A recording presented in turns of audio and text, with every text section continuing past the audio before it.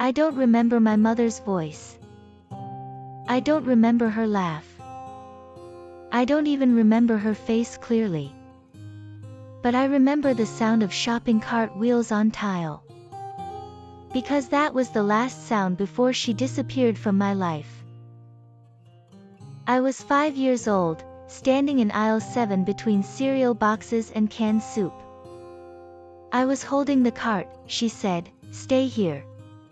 Don't move." I forgot something. I nodded, because good kids don't wander. I watched people pass. A man arguing on the phone. A baby crying. A woman smelling shampoo bottles. Normal life.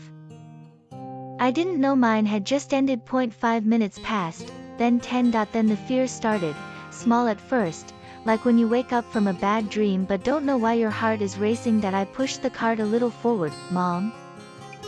I called. No answer. I walked to the end of the aisle. She wasn't there. I checked the next one. Then the next. Then the whole store felt too big, too bright, too loud. A worker in a red vest knelt down. "Are you lost?"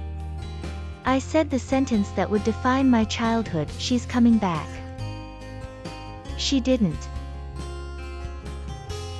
Foster care gave me the same explanation over and over. She abandoned you. She didn't want responsibility. You're better off.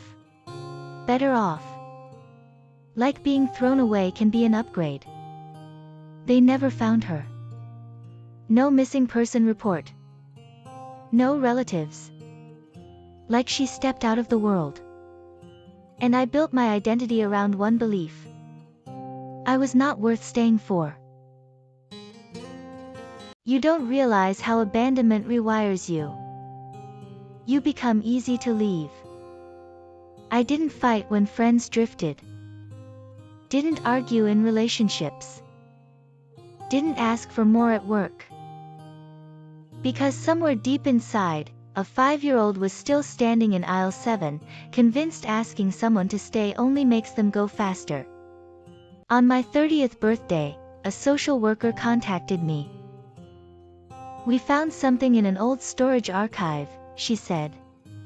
"Related to your case." My hands shook opening the envelope. Inside was a photo. Me, age 5. In that supermarket. Taken from far away. Like someone was watching. And on the back, in handwriting I didn't know. "I'm sorry. I had no choice." The store still existed. Smaller now. Renovated.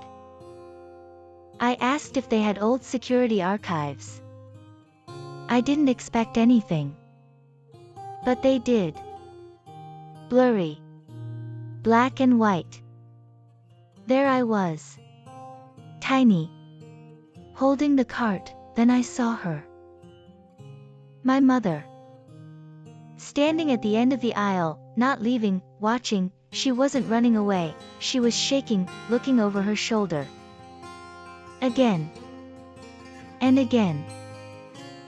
Then a man stepped into frame, suit. Calm. Too calm. He spoke to her. She froze. He pointed. At me. My stomach dropped. She nodded slowly, then she walked toward the exit, not fast. Like someone walking to their own execution. I hired a private investigator. 2 months later, he called. She was involved in a case, he said carefully. Witness protection situation. Organized crime trial. My throat went dry. They threatened her child to force her silence. Me. I was leverage. The investigator showed me documents. She had agreed to testify. On one condition. Her child had to disappear from her life. Officially abandoned, so no one would connect us. If she kept me, I wouldn't have made it to 6. She attended the trial, he said. Then what? She died 2 years later. Car accident. I stared at the wall. She didn't leave to start over. She didn't leave to be free. She left to keep me alive. And then she never got to come back.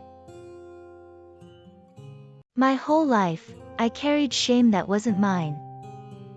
I thought I wasn't enough, that I was too much, that I was easy to leave. But the truth was heavier. She didn't leave because she didn't love me. She left because she did. Enough to break herself. I went back. Aisle 7 doesn't exist anymore. It's a bakery section now. I stood there anyway. Closed my eyes.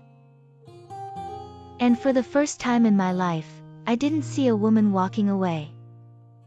I saw a mother standing at the end of an aisle, terrified, making the most brutal choice a human being can make.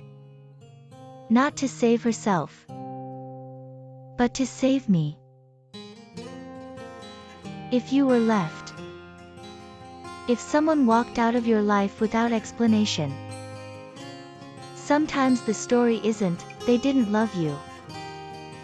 Sometimes it's, they loved you in a way that looks like loss. And the child who thought they were abandoned was actually protected, even if they never knew.